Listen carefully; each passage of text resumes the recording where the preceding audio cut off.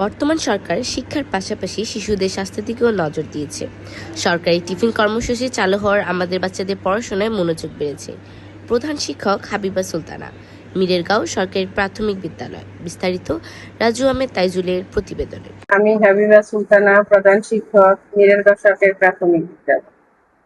Madam, আমাদেরকে একটা বিষয় জানাবেন যে এই যে বর্তমান সরকার যে বাচ্চাদের যে দের জন্য সারা দেশে প্রাইমারি স্কুলগুলোতে যে টিফিন বরাদ্দ দিয়েছে, সেইটা নিয়ে আসলে ছাত্রছাত্রীদের মধ্যে কেমন আনন্দ উৎসব মুখর কি পরিবেশ আমাদের স্কুল ফিডিংস এর মধ্যে খাবার দিচ্ছে।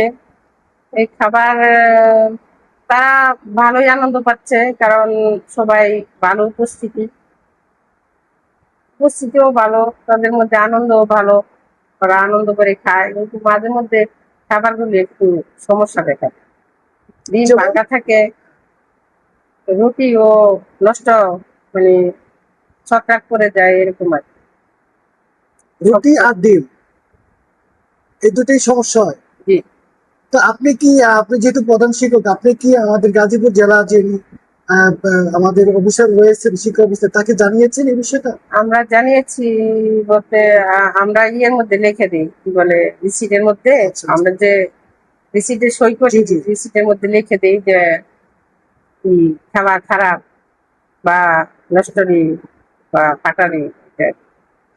আরেকটা বিষয় আমাদেরকে জানাবেন যে এই বিষয়টা আসলে এই যে আগে যেমন প্রাইমারি স্কুল বলতে যে এখানে গরিব যাবে বা কেমন একটা অবস্থা, মানে মানুষের দৃষ্টিভঙ্গি একটু অন্যরকম ছিল, এখন আসলে অভিভাবকদের দৃষ্টিভঙ্গিটা কি? না, প্রাইমারিতে যে খালি গরিব পড়বে তা না, এখন ভালো ফ্যামিলি বা সম্ভ্রান্ত পরিবার থেকে পারবে।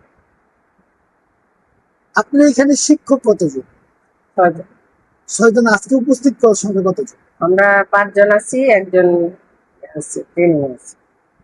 এমনি কি আপনি স্কুলে আর অন্য কোনো কিছু প্রয়োজন আছে, যে বা টিচার সংকট বা অন্য কোনো কিছু? টিচার প্রাইমারিতে সংকটই, টিচার আরো প্রয়োজন। আপনি সেই শিক্ষা প্রতিষ্ঠানে আর কি কি প্রয়োজন বলে আপনি মনে করছেন? টিচারের প্রয়োজন আছে, শুধু টিচার? বিল্ডিং এর প্রয়োজন আছে, আরো নতুন ভবন প্রয়োজন আছে এখানে? কি হইলে আমার চলে। তাহলে কি ছাত্রছাত্রীর সংখ্যা বাড়বে আপনি মনে করেন? এখানে বৃদ্ধি পাচ্ছে কি দিন দিন? টিচার হইলে বাড়তে পারে। আর এই সরকারের টিফিনটাকে আসলে আপনি যারা অভিভাবক আছে তাদের দৃষ্টিকোণ এটা কিভাবে দেখছে তারা? অভিভাবকদেরও দৃষ্টিভঙ্গি ভালো। আমার নাম মরিয়ম। তোমার স্কুলের নাম কি? মিরেরগাঁও সরকারি প্রাথমিক বিদ্যালয়।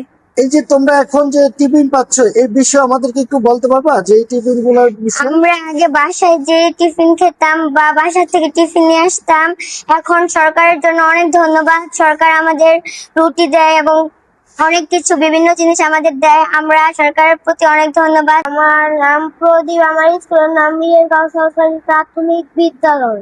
এই যে টিফিন দিচ্ছে, যে এই টিফিনে কি কি দেয়? আজকে দিয়েছে রুটি, বিস্কুট, ডিম।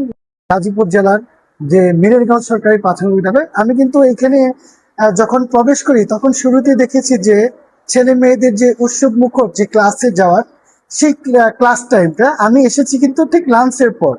তো এখানে তাদেরকে প্রত্যেকটা ক্লাসে যেভাবে উপস্থিত হার আমি দেখেছি, এবং এই বিষয়ে কিন্তু ছাত্রছাত্রীদের সাথে কথা বলেছি যে বর্তমান সরকার যে এই বাচ্চাদেরকে যে টিফিনের ব্যবস্থা করেছেন সেটাকে তারা সাধুবাদ জানিয়েছেন, এবং তারা বলেছেন যে আমরা আগে একটা সময় দূর থেকে, আমাদের বাসা অনেক দূরে, আমরা সেই দূর থেকে কিন্তু আমাদের টিফিনগুলো আনতে হতো, এবং অনেক সময় খাবার নষ্ট হয়ে যেত, এবং অনেক সময় আমরা দেখা যায় দুপুরে যখন বাসায় যেতাম আবার রিটার্ন অনেক সময় আমরা স্কুলে আসতাম না। সে বিষয়ে আমরা তারা আমাদেরকে জানিয়েছে।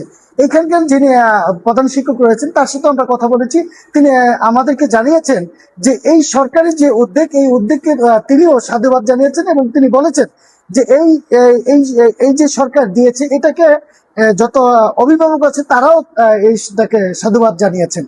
তো এই টোটালি এই প্রাইমারি স্কুলে আমরা যে উপস্থিত হওয়ার সংখ্যা দেখেছি, এবং এখানে যে শিক্ষকদের উপস্থিতি আছে শতভাগ, তো এখানকার যিনি মানে আরেকটা বিষয় হচ্ছে যে এখানে যিনি প্রধান শিক্ষক রয়েছেন ইনি কিন্তু দীর্ঘদিন ধরে এই স্কুলের প্রধান শিক্ষক হিসাবে রয়েছেন। এখানে যা আমাদের ছাত্রছাত্রী বলেছেন এবং অনেকের কাছ থেকে আমরা জানতে পেরেছি উনি খুব ভালো মনের একজন মানুষ এবং উনি আসলে প্রধান যেহেতু দীর্ঘদিন সে রয়েছে একটা প্রতিষ্ঠানে সেখানে এই কারণে আমরা দেখেছি কিন্তু এই ভবনগুলোর যে তাদের যে ডিজাইন করা অন্য অন্য অনেক ভবনগুলোতে যে আমরা দেখতে পাইনি এই ভবনটা কিন্তু আসলে সৌন্দর্য যে রং করা যে বিল্ডিং গুলি এবং আমরা প্রাথমিক ইয়াটাও দেখেছি সেখানে কিন্তু পর্যাপ্ত পরিমাণে খেলনা রয়েছে। তো প্রত্যেকটা প্রাথমিক বিদ্যালয়ের যে রয়েছে আসলে কিন্তু এরকমই হওয়া উচিত। গাজীপুর থেকে রাজু আহমেদ।